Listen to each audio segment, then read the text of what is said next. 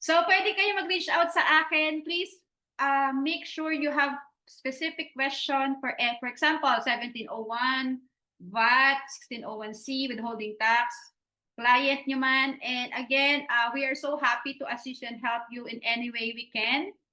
Again, 77 tayo kanina. I hope madagdagan yung nasa community. We're around 100. Nag-join na ba kayo sa community? I'll make sure nandun kayo sa loob kasi we have some announcement and tips nandun para kung hindi nyo masyadong nakuha, you can review. I'll just show you the community that we have.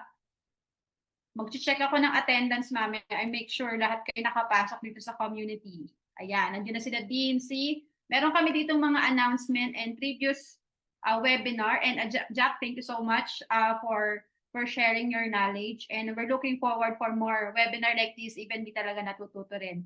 So what's the purpose of this webinar? We want you to be more knowledgeable and eventually this one could be your business. Malay nyo magkaroon kayo ng accounting firm someday. Tama ba? Sino gusto magkaroon ng accounting firm?